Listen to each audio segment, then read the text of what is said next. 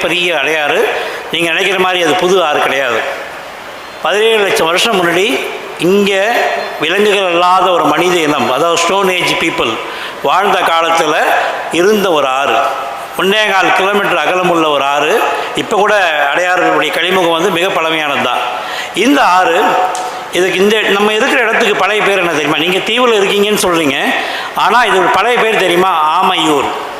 படுவூர் கோட்டத்து மேல் அடையாற்று ஆமையூர்னு 9ஆம் நூற்றாண்டில் இந்த பகுதிக்கு பேர். இப்போ கூட இதனுடைய எச்சம் வந்து திருவான்மையூர்னு பேரில் இருக்குது. திருவான்மையூரை இன்றைக்கி வான்மைக்கு வந்ததாக திருவான்மையூர்னு ஆக்கிட்டாங்க. நீலாங்கரை பகுதியிலேருந்து கிட்டத்தட்ட மெரினா வரைக்கும் இருந்த பகுதிக்கு பழைய காலத்தில் பேர் ஆமையூர். ஏன்னா இங்கே தான் காவிரி நாட்டு மக்கள் இருந்தாங்க, வணிகம் பண்ணாங்க. நீங்கள் இருக்கிறது இடத்துலேருந்து ஒரு 1/2 கிலோமீட்டர் 1 கிலோமீட்டர் தான் மயிலாப்பூர் துறைமுகம் இருந்தது, மிக மிக பழைய துறைமுகம்.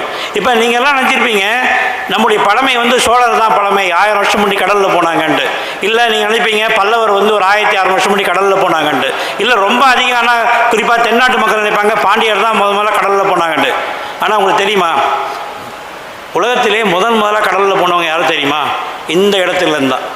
1,30,000 வருடம் முன்பே கடல் பயணம் துவங்கியதுன்னு வந்து 40,000 வருடத்துக்கு முன்பே கடலில் தெளிவாக போய் போன இடத்துலேருந்து திரும்பி வரக்கூடிய ஒரு தெளிவை கொண்டதுன்னு இன்றைக்கி உலக நாடுகள் நம்பக்கூடிய தலைமையில் அந்த முதல் இடம் ஒரு ஃபினிஷியருக்கோ, ஒரு ஈஜிப்தியருக்கோ, ஒரு சுமேரியருக்கோ, ஒரு சிந்துவெளி நாகரிக மக்களுக்கோ, சீன மக்களுக்கோ, ஈஜிப்த் மக்களுக்கோ கிடையாது.